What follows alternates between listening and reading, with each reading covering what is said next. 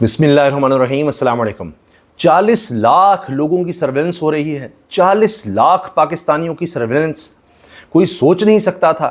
हैरान कुन इंकशाफात हैं, और ये कोई एक इंकशाफ नहीं, इसी तरह के और इंकशाफात हो रहे हैं। 28 सफ़ात पर मुश्तमिल जो हुक्मनामा सामने आया है इस्लामाबाद हाई कोर्ट का, मामला है ऑडियो लीक्स का, और उसमें जस्टिस बाबर सत्तार साहब ने तो सबको हैरान कर दिया है। हुकूमत इसीलिए नहीं चाहती कि ये 6 जजेस इसी तरह कंटिन्यू करें इस्लामाबाद हाई कोर्ट में, और उसके लिए बहुत ज़रूरी है कि काजी फाइज़ साहब की अदालत से उनके हक़ में फ़ैसला आए और 2/3 अक्सरियत उनको मिले मखसूस नशिस्तों की सूरत में, ताकि वो इन जजेस का कोई इलाज कर सकें। अब समझ आती है कि बाबर सत्तार साहब के ख़ानदान के ख़िलाफ़ किस तरह से सारी कैंपेन चली, किस तरह सोशल मीडिया को भी इस्तेमाल किया गया, किस तरह उनकी जो प्राइवेट डॉक्यूमेंटेशन थी या उनके इस तरह के प्राइवेट डॉक्यूमेंट्स थे, वो सब किस तरह सबके सामने लाए गए उन पर दबाव डालने के लिए और उन पर प्रेशर बढ़ाने के लिए। फिर यही वो जजेस हैं, यानी 6 जजेस जिनमें बाबर सत्तार भी शामिल है, जिन्होंने ख़त लिखा। अब मामला है ऑडियो लीक्स केस का, जिसमें इमरान खान साहब की अहलिया की ऑडियो भी सामने आई, साबिक़ चीफ जस्टिस के बेटे की ऑडियो भी सामने आई। उसमें जनाब जस्टिस बाबर सत्तार साहब इस्लामाबाद हाई कोर्ट के जज हैं, उन्होंने जो हुक्मनामा लिखा है, ये छुट्टी के दिन इसने तो हलचल मचा दी है।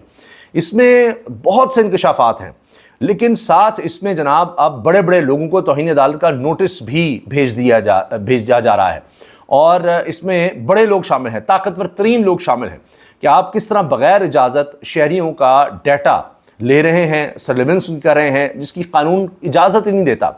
आप किसी की प्राइवेसी ब्रीच नहीं कर सकते, मगर यहाँ चूँकि चार दीवारी का तकद्दुस पामाल हो चुका है मौजूदा दौर में, पिछले 2 साल में, तो अब किसी को इस चीज़ की किसी को कोई इतनी परवाह नहीं, मगर आइन इसकी इजाज़त नहीं देता। पूरी दुनिया में सबसे ज़्यादा जिस चीज़ पर जोर होता है वो किसी की प्राइवेसी है। कोई और हुकूमत होती या कोई और मुल्क होता तो उसकी छुट्टी हो चुकी होती सिर्फ एक मामले पे, किसी एक शख्स की बगैर इजाज़त इस तरह से सर्वेलेंस करना। आज़ादी जो है ये बहुत अहम है पूरी दुनिया में, तरक्की याफ्ता ममालिक की तो बात छोड़ दें, वैसे भी पूरी दुनिया में।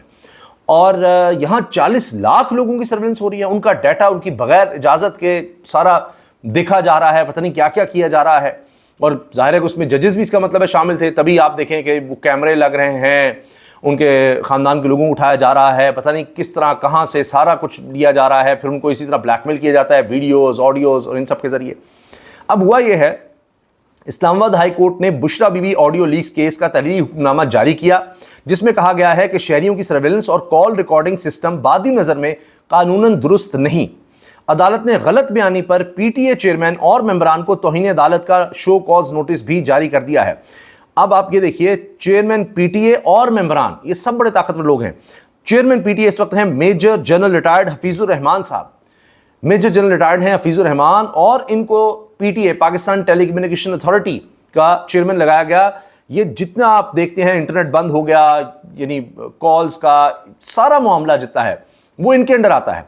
इंटरनेट, सोशल मीडिया, और जितने हमारे यहाँ पर मोबाइल फ़ोन्स का मामला है, और जितनी कंपनीज़ हैं वो सब जो हैं पीटीए के अंडर आती हैं। ये लाइसेंसिंग अथॉरिटी भी है, और इसीलिए जनाब इनके आगे तो जो मोबाइल फ़ोन कंपनियाँ बोल भी नहीं सकती। मगर हुआ यह कि अदालत ने, बाबर सत्तार साहब ने सबसे मंगवा लिया था कि जनाब बयान अल्फी के साथ आप बताएं कि क्या किसी को इजाज़त नहीं है। तो मोबाइल कंपनीज़ ने, ये जो सेलुलर कंपनीज़ हैं जो ये सर्विसेज फराहम करती हैं, उन्होंने कहा कि जी हमने पीटीए के कहने पर एजेंसीज़ को, 2 एजेंसीज़ का उन्होंने नाम दिया कि इनको सिस्टम लगा के दिया हुआ है कि उनको हमसे कॉन्टैक्ट की भी ज़रूरत नहीं है, वो जिसका चाहें, जब चाहें, जितना डाटा चाहें वो ले सकते हैं, और ये उनके पास पूरा इख्तियार है, वो किसी की इजाज़त की उनको ज़रूरत नहीं है। जबकि पीटीए ने कहा कि हमने किसी को इजाज़त नहीं दी हुई, विफाकी हुकूमत ने कहा हमने इजाज़त नहीं दी हुई, तो इन्होंने अदालत में झूठ बोला। अब अदालत में झूठा बयान देना, बयान हल्फी झूठा देना, गलत बयानी करना, ये जुर्म है, और इसीलिए उन पर तौहीन अदालत की अब कार्रवाई का आगाज़ किया जा रहा है। और इसमें जनाब बाबर सत्तार साहब का ये 28 सफ़ात का हैरान कुन इंकशाफात से भरपूर जो हुक्मनामा है ये सामने आ गया है तहरीरी तौर पर, और ये कुछ छोटी चीज़ नहीं है। अब जनाब इसमें यह कहा गया है इस तहरीरी हुक्मनामे में कि एक तो ये बात की गई है कि जी गलत बयानी पर पीटीए चेयरमैन हफीजुर रहमान साहब और मेंबरान को तौहीन अदालत का शो कॉज नोटिस भी जारी कर दिया। जस्टिस बाबर सत्तार ने, इस्लामाबाद हाई कोर्ट के जज ने Bushra Bibi audio case leaks में जो इस पर तहरीर हुक्मनामा जारी किया है, اس میں کہا گیا ہے کہ غیر قانونی طور پر ٹیلی کام کمپنیوں کا شہریوں کا ڈیٹا تک رسائی دینا غیر آئینی ہے۔ عدالت نے ٹیلی کام کمپنیوں کو حکم جاری کرتے ہوئے کہا کہ ٹیلی کام کمپنیاں آئندہ سماعت تک یقینی بنائیں کہ سرویلنس سسٹم تک رسائی نہ ہو۔ ایک تو جناب سرویلنس سسٹم تک رسائی انہوں نے روک دی ہے فوری طور پر آئندہ سماعت تک، اور کہا ہے کہ آئین کی خلاف ورزی ہو رہی ہے۔ دیکھیے بڑی دکھ کی بات ہے کہ پاکستان میں اس وقت آئین جو ہے اس پر کہیں بھی عمل نہیں ہو رہا، نہ انسانی حقوق کے لحاظ سے، نہ جمہوریت، نہ یہاں پر شخصی آزادی بچی ہے، نہ لوگوں کے پاس اظہار رائے کی آزادی بچی ہے۔ عدالت یہاں پر آپ دیکھیں خود مختار نظر نہیں آتی، ہر طرف اب ایک جبر کا ماحول ہے۔ الیکشنز جو ہیں وہ فری اینڈ فیئر ہوئے نہیں، جو آئینی طور پر ہر شہری کو 5 سال کے بعد حق ملتا ہے وہ بھی اس سے چھین لیا گیا۔ تو کوئی بھی چیز اس وقت آئین کے مطابق تو ہو نہیں رہی۔ تو اس میں جناب کچھ جج جو ہیں بابر ستار صاحب جیسے جو آئین کے ساتھ کھڑے ہیں، اطہر من اللہ جیسے ہیں، دیگر ججز ہیں، تو ان کے خلاف اس لیے کارروائیاں کی جا رہی ہیں۔ اب انہوں نے کہا ہے کہ جناب آئین میں اس کی کوئی اجازت نہیں ہے اور آئندہ سماعت تک ٹیلی کام کمپنیاں یقینی بنائیں کہ سرویلنس سسٹم تک رسائی نہ ہو۔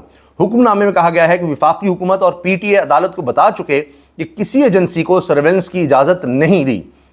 اب یہ دیکھیے گا، حکم نامے میں کہا گیا وفاقی حکومت اور پی ٹی اے عدالت کو بتا چکے ہیں کہ کسی ایجنسی کو سرویلنس کی اجازت نہیں دی۔ لافل انٹرسپٹ مینجمنٹ سسٹم کے حوالے سے غلط بیانی پر پی ٹی اے چیئرمین اور ممبران کو توہین عدالت کا شو کاز نوٹس جاری کیا جائے کہ انہوں نے جھوٹ بولا کہ ہم نے اجازت نہیں دی، لیکن وہ تو جھوٹ پتہ لگ گیا، انہوں نے تو سسٹم لگوا کر دیے ہوئے ہیں۔ عدالت نے اپنے حکم نامے میں ٹیلی کام آپریٹرز اور پی ٹی اے کے درمیان خط و کتابت کی تفصیل پی ٹی اے کو سربمہر لفافے میں جمع کرانے اور ٹیلی کام کمپنیوں کو بھی پی ٹی اے کے ساتھ سسٹم انسٹال کرنے کی سربمہر رپورٹ جمع کروانے کی ہدایت کی ہے۔ یعنی کوئی اور نہیں دیکھے گا، وہ سیلڈ ہوگی، پتہ لگے کون کس کے ساتھ کس طرح سے کام کر رہا ہے اور کہاں کہاں غلط بیانی ہوئی ہے، کہاں کہاں جھوٹ بولا گیا۔ تو یہ یعنی سیلڈ پیک میں یہ ساری جو آپس میں خط و کتابت ہے یہ دی جائے گی۔ حکم نامے میں وفاقی حکومت سے استفسار کیا گیا ہے کہ وفاقی حکومت رپورٹ دے لافل انٹرسیپشن مینجمنٹ سسٹم لگانے کا ذمہ دار کون ہے، لافل انٹرسیپشن مینجمنٹ سسٹم کا انچارج کون ہے جو شہریوں کی پرائیویسی کی خلاف ورزی کا ذمہ دار ہے۔ وفاقی حکومت 6 ہفتے میں بتائے کون شہریوں کے ڈیٹا تک رسائی پھر سوشل میڈیا پر ڈیٹا لیک کا ذمہ دار ہے۔ صرف 6 ہفتے ہیں حکومت کے پاس، 6 ہفتے کی مہلت بچی ہے۔ عدالت نے کہا ہے 6 ہفتے کے اندر بتائیں کون اس کا ذمہ دار ہے، کون پھر یہ سارا ڈیٹا لے رہا ہے، ذمہ دار کون ہے، کون پھر اس کو سوشل میڈیا پر لیک کرتا ہے۔ یہ آڈیو سامنے آ جاتی ہیں بغیر اجازت کے۔ عدالت نے اپنے حکم نامے میں کہا کہ بادی نظر میں وزرائے اعظم، یہ سنیے گا، بادی نظر میں وزرائے اعظم، سیاسی لیڈران، ججوں اور ان کی فیملی، بزنس مینوں کی آڈیو ریکارڈنگ سرویلنس کا میکنزم موجود ہے۔ بادی نظر میں آڈیو ریکارڈنگ کے بعد مخصوص سوشل میڈیا اکاؤنٹس پر مین سٹریم میڈیا پر آتی ہے، یعنی پہلے سوشل میڈیا پر پھر مین سٹریم۔ اس میں آپ دیکھیں کچھ صحافی نما ٹاؤٹ بھی ہیں جن کو اس طرح کا ڈیٹا دیا جاتا ہے اور پھر وہ لیک کرتے ہیں۔ تقریباً 40 لاکھ موبائل صارفین کی ایک وقت میں کال اور ایس ایم ایس تک رسائی ہو رہی ہے۔ 40 لاکھ، یہ کوئی تھوڑی تعداد نہیں ہے، 40 لاکھ لوگوں تک رسائی ہو رہی ہے ان کے، یعنی کوئی بھی چیز ان کی محفوظ نہیں ہے۔ موبائل کمپنیوں نے شہریوں کے 2% ڈیٹا تک جو رسائی کا سسٹم لگا کر دے رکھا ہے، بادی نظر میں قانوناً درست نہیں۔ حکم نامے میں کہا گیا کہ 2% ڈیٹا تک رسائی کے سسٹم کو کون استعمال کر رہا ہے، اس حوالے سے عدالت کو نہیں بتایا گیا۔ توقع ہے وزیر اعظم خفیہ اداروں سے رپورٹس طلب کر کے معاملہ کابینہ کے سامنے رکھیں گے۔ وزیر اعظم اس قابل کہاں ہیں، وہ کیا کریں گے؟ بہرحال عدالت ان کو کہہ دیا کہ امید ہے کہ آپ اس پر کوئی بات کریں گے، لیکن شہباز شریف نے اس طرح کا کوئی کام کرنا ہے؟ ان سے عوام کے خلاف جو مرضی کروا لیں، عدالتوں کے خلاف جو مرضی کروا لیں، اپوزیشن کے خلاف، تحریک انصاف کے خلاف جو مرضی کروا لیں، کوئی عوام کے حق میں یا کوئی آئین کے مطابق کچھ کروائیں گے؟ وہ تو خود فارم 47 جعلی فارم 47 کی پیداوار ہے۔ عدالت نے ملزمان کی CDR لائیو لوکیشن پولیس کے ساتھ شیئر کرنے کی اجازت دیتے ہوئے کہا کہ ٹیلی کام کمپنیاں آئندہ سماعت تک CDR اور لائیو لوکیشن وزارت داخلہ کے SOPs کے مطابق شیئر کریں۔ اب ایک طریقہ کار ہے کہ اگر کسی شخص کا ڈیٹا چاہیے، اس پہ شک ہے، یا پولیس یا دیگر قانون نافذ کرنے والے ادارے اگر چاہتے ہیں کہ کسی کا ڈیٹا آپ لینا چاہتے ہیں تو اس کا ایک میکنزم ہے، اس کی باقاعدہ ایک اجازت لینی پڑتی ہے اور پھر آپ یہ کر سکتے ہیں۔ لیکن یہاں 40 لاکھ لوگوں کے ساتھ ہی کیا جا رہا ہے، کوئی اجازت کچھ بھی نہیں۔ تو یہ سب جناب معاملہ جو ہے یہ پکڑا گیا ہے۔ دوسری طرف آپ دیکھیں چیف جسٹس قاضی فائزہ صاحب کے حوالے سے ایک اور چیز سامنے آئی ہے۔ چیف جسٹس قاضی فائزہ لگتا ہے حکومت کے جھانسے میں آ کر سارے اصول توڑنے پر اتر آئے ہیں۔ چند ماہ بعد وہ ایک ریٹائرڈ چیف جسٹس ہوں گے۔ اس کے بعد ان کی بطور چیف جسٹس کارکردگی تاریخ سیاہ الفاظ میں یاد رکھی جائے گی۔ حامد خان اسی نے لائر ہیں، وکلا رہنما ہیں، اب ان پر بڑا پریشر ہے کہ جی قاضی فیصل صاحب کے ان کے ساتھ بڑے تعلقات اور وہ کچھ بول نہیں رہے تھے، یہ کہہ رہے ہیں جی چیف جسٹس جھانسے میں آ گئے ہیں حکومت کے اور اس لیے وہ نہ سینیورٹی کو دیکھ رہے ہیں کہ جی کن ججز کو آگے لے کر جانا چاہیے، جو انہوں نے خود اصول اپنی طرف سے وضع کیے تھے کہ جی یہ ہونا چاہیے، سینئر ججوں کو سپریم کورٹ لے جانا ہے، نہیں، اب وہ اور طریقہ دیکھ رہے ہیں۔ اس کے علاوہ چیف جسٹس قاضی فیصل صاحب کے حوالے سے اسناد ملک نے کہا ہے کہ وہ کیا کریں گے ریٹائرمنٹ کے بعد، کس طرح سے یاد رکھا جائے گا، لگتا ہے ان کو اب اس کی کوئی پرواہ نہیں ہے، اور ایسے ہے کہ جیسے ان کو شاید کوئی چیف الیکشن کمشنر لگایا جائے گا کہ ان کو یہ کہا جائے کہ نہیں آپ جو ہم کہہ رہے ہیں کرتے جائیں تو آپ کو چیف الیکشن کمشنر بنا دیں گے، لیکن کیسے بنائیں گے، اس میں تو اپوزیشن بھی ساتھ ہونی چاہیے، پھر آپ بن سکتے ہیں۔ تو خیر پتہ نہیں اب ان کو کیا کیا کہا جا رہا ہے، یہ تو حامد خان صاحب کہہ رہے ہیں کہ وہ حکومت کے جھانسے میں آ گئے ہیں، پھر اسناد ملک صاحب کہہ رہے ہیں کہ چیف الیکشن کمشنر والا معاملہ ہے، لیکن ساتھ تحریک انصاف نے بھی جناب درخواست بھی دے دی ہے اور ڈاکومنٹس بھی فائل کر دیے ہیں کہ آپ دیکھیں کہ کس طرح باپ پارٹی کو، جبکہ انہوں نے کوئی فہرست بھی نہیں دی ہوئی تھی، آزاد امیدوار اس میں شامل ہوئے تھے، ان کو مخصوص نشستیں دے دی گئی تھیں، تو تحریک انصاف کی کیوں نہیں، یہ بھی ایک کام کیا ہے جناب تحریک انصاف نے۔